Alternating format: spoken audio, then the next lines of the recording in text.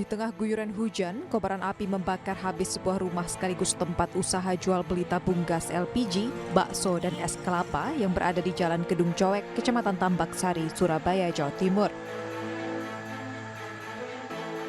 Kebakaran menghanguskan seluruh bangunan rumah beserta isinya, termasuk satu unit sepeda motor yang berada di dalam rumah.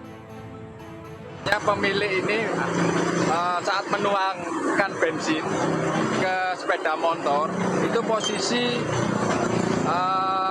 api di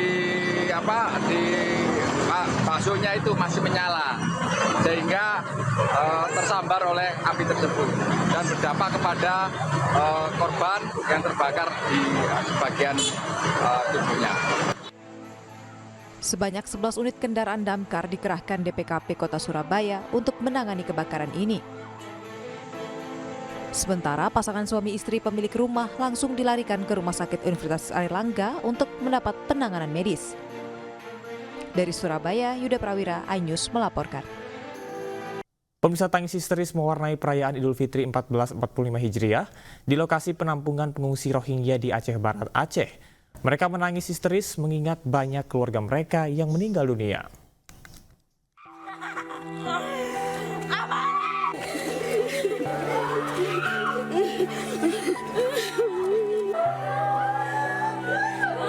Suasana haru menyelimuti perayaan Idul Fitri para pengungsi Rohingya. Mereka menangis histeris saat melaksanakan sholat Idul Fitri.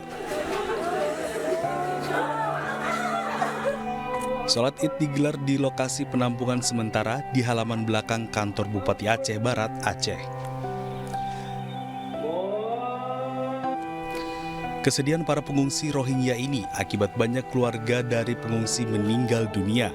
Bahkan puluhan orang dilaporkan hilang usai kapal mereka tumpangi terbalik di perairan Kabupaten Aceh Barat beberapa waktu lalu. Menurut salah satu pengungsi Rohingya, Hari Raya Idul Fitri kali ini merupakan kesedihan bagi mereka.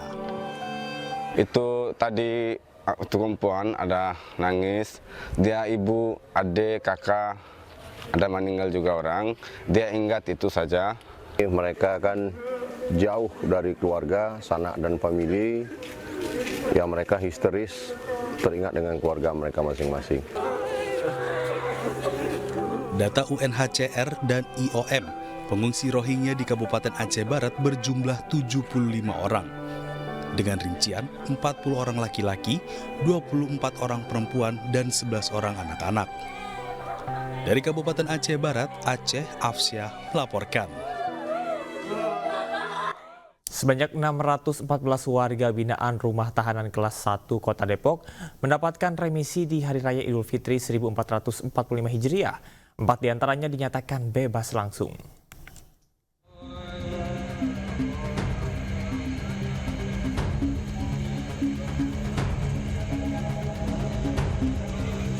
Kebahagiaan Idul Fitri dirasakan oleh warga binaan Rumah Tahanan Kelas 1 Kota Depok, Jawa Barat. Usai sholat Idul Fitri berjamaah di lapangan olahraga Rutan Kelas 1 Kota Depok, sebanyak 614 warga binaan mendapatkan remisi. 4 diantaranya dinyatakan bebas langsung. Remisi diberikan langsung oleh Kepala Rutan Kelas 1 Kota Depok. Mendapatkan remisi yang dominasinya kasus narkotika, kurang lebih 50%, yang sisanya pidana umum. Pihak Rutan Kelas 1 Kota Depok berharap dengan pemberian remisi khusus perayaan Hari Raya Idul Fitri ini bisa membuat warga binaan yang telah dinyatakan bebas langsung untuk terus berkelakuan baik. Puluhan ribu warga Makassar tumpah ruah menyambut malam takbiran dengan pawai obor dimulai dari Masjid 99 Kubah ke Anjungan Pantai Losari Makassar. Arak-arakan obor sepanjang 2 km ini membuat wisatawan lokal serta mancanegara takjub.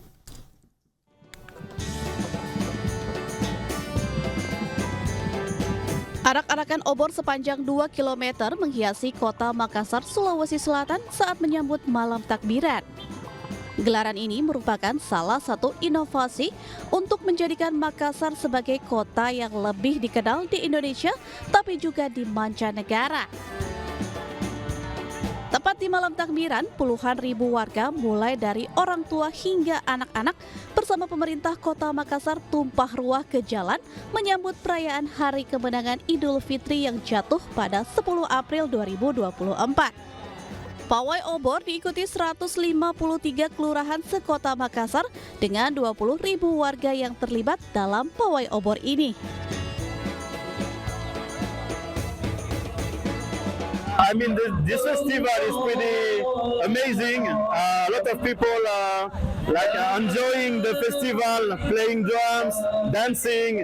It was really super cool and super welcoming. Pawai obor menyambut malam takbiran bertema Pawai Obor Tepian Air dimulai dari Masjid 99 Kubah ke Anjungan Pantai Losari, Makassar. Pawai obor ini juga menjadi jembatan silaturahmi antara pemerintah dan warga dalam suasana kebahagiaan menyambut Hari Kemenangan.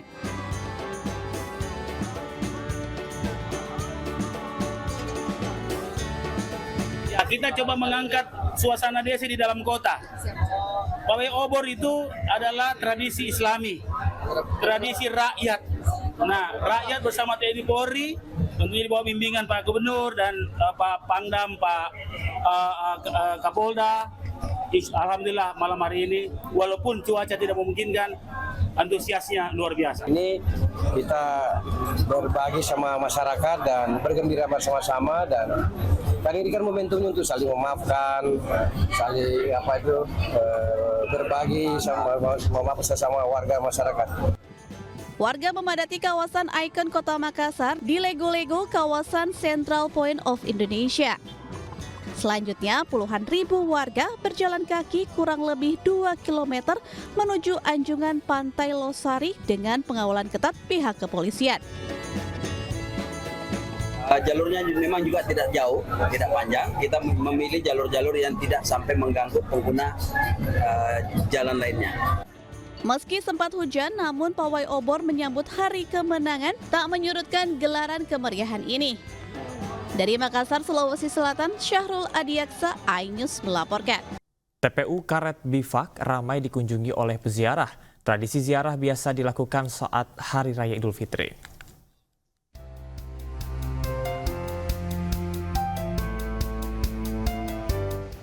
Sejumlah peziarah memadati tempat pemakaman umum Karet Bifak, Jakarta Pusat di hari pertama Idul Fitri 1445 Hijriah.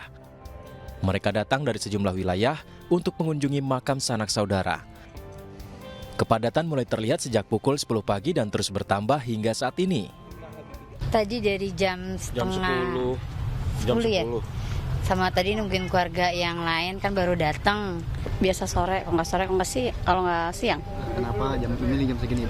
Takut hujan sorenya. Tradisi ziarah kubur biasa dilakukan oleh masyarakat saat Hari Raya Idul Fitri usai berkumpul bersama keluarga. Hari Raya Idul Fitri 1445 Hijriah dimanfaatkan puluhan warga untuk meraup cuan lebih banyak. Di Kota Medan, Sumatera Utara, warga menjadi pedagang musiman main-mainan anak dengan omset lebih dari 3 juta rupiah per hari. Beginilah suasana simpang bundaran Pelabuhan Belawan, Kota Medan, Sumatera Utara. Puluhan warga menggelar dagangan berupa mainan anak-anak pada hari pertama Idul Fitri 1445 Hijriah.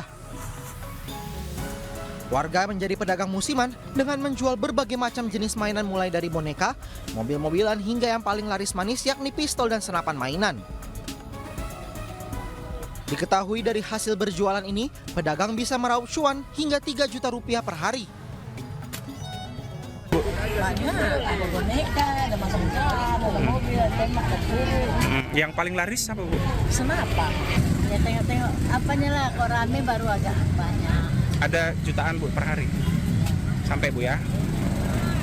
Kira-kira berapa kisarannya, Bu, kalau sehari jutaan itu, Bu? 3 juta. 3 juta sehari sampai. Rencananya para pedagang hanya berjualan selama 3 hari saja.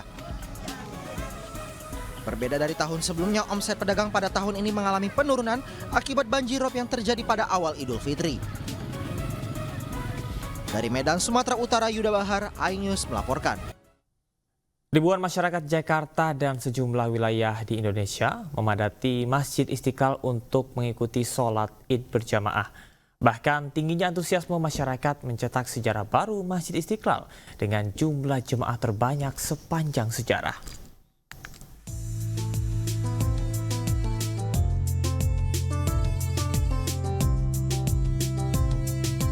Sejak pagi, ribuan jemaah berbondong-bondong memadati Masjid Istiqlal Jakarta untuk menunaikan sholat Idul Fitri. Tidak hanya dari Jakarta, jemaah Masjid Istiqlal juga datang dari seluruh penjuru di Indonesia. Sholat Id dilaksanakan tepat pada pukul 7 pagi, yang juga dihadiri oleh Presiden Joko Widodo, Wakil Presiden Ma'ruf Amin, sejumlah menteri dan duta besar negara sahabat. Tingginya antusiasme masyarakat membuat Masjid Istiqlal mencetak sejarah baru dengan jumlah jemaah sholat Id terbanyak sepanjang sejarah.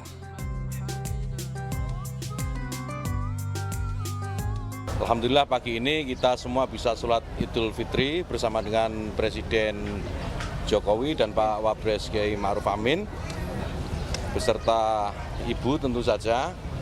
Dan Alhamdulillah menurut cerita dari Pak Imam Besar, Pak Nasaruddin Umar, ini jamaah sholat Id terbesar sepanjang beliau menjadi Imam Besar.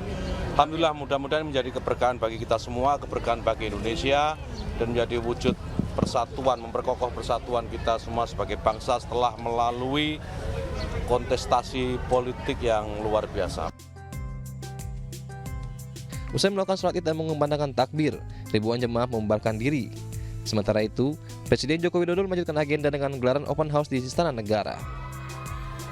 Dari Jakarta, Jen Cahyani, Sutrisno, iNews melaporkan. Pelaksanaan sholat Id Idul Fitri 1445 Hijriah di berbagai daerah berlangsung khusyuk dan nikmat. Keindahan toleransi beragama begitu kental. Para pecalang mengamankan pelaksanaan sholat Id yang diikuti ribuan warga Bali.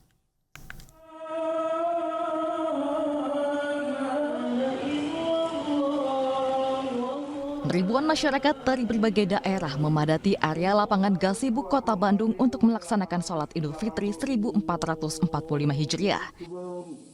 Khotbah dipimpin oleh Sekretaris MUI Jawa Barat Rafani Ahyar dan diimami oleh Kiai Haji Rifat Abi Syahid.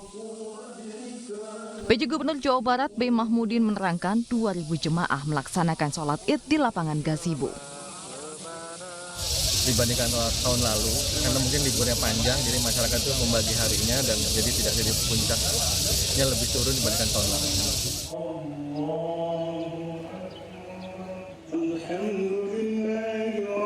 Pelaksanaan sholat Id yang khusyuk juga dirasakan warga Semarang, Jawa Tengah. Ribuan umat muslim melaksanakan sholat Id di Simpang 5 Kota Semarang. PJ Gubernur Jawa Tengah Nana Sujana beserta Ketua MUI Jateng Kiai Haji Ahmad Daroji turut melaksanakan sholat Id di Simpang 5 tepat di depan Masjid Baitur Rahman.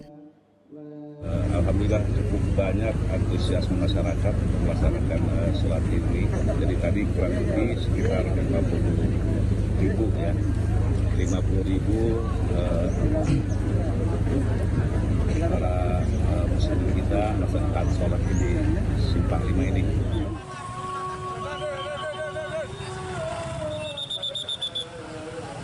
Sementara itu, keindahan toleransi beragama dalam merayakan Hari Raya Idul Fitri begitu kental di Bali.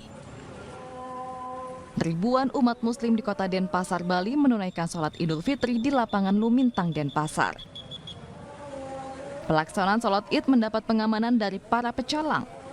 Mereka dengan sigap membantu umat muslim yang akan melangsungkan sholat Id agar berjalan aman dan tertib. Kita rutin setiap tahun sekali. Berapa pecalang yang dikerahkan? 15 semua personilnya. Kita ikut toleransi ke agama. Wujud toleransi antar umat beragama di Bali telah terjalin sejak lama dan terjaga hingga saat ini.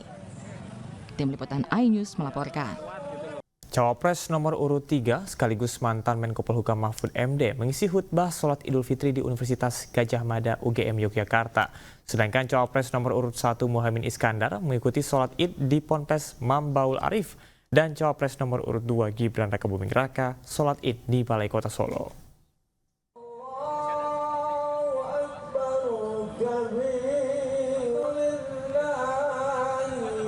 Cawapres nomor urut 3 sekaligus mantan Menko Polhukam Mahfud MD mengikuti sholat Id berjamaah di lapangan GSP Universitas Gadjah Mada, Yogyakarta. Mahfud juga berkesempatan menjadi khotib sholat Id yang dihadiri oleh ribuan jemaah.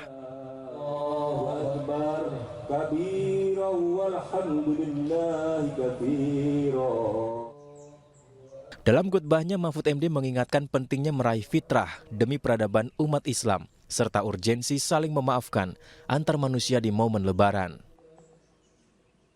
Kalau berpuasa itu kan menyucikan diri, tapi menyucikan diri itu sejauh belum diklarifikasi ke orang-orang lain yang secara langsung hak-haknya dilanggar, itu tidak akan terhapus. Maka kita masuk ke tradisi, yaitu saling meminta maaf. Ya, di antara sesama anak bangsa lalu bekerja membangun Indonesia ini, membangun peradaban yang lebih maju.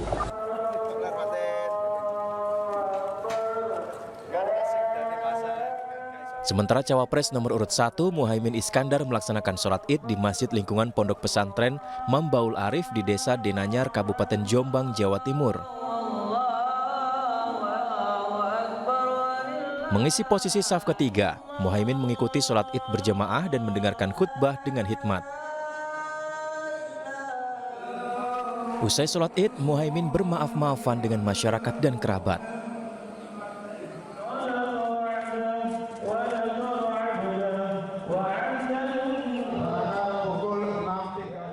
Cawapres terpilih Gibran Rakabuming Raka tiba di balik kota Solo sekitar pukul 6.15 waktu Indonesia Barat bersama istrinya, Selvi Ananda, dan kedua anaknya.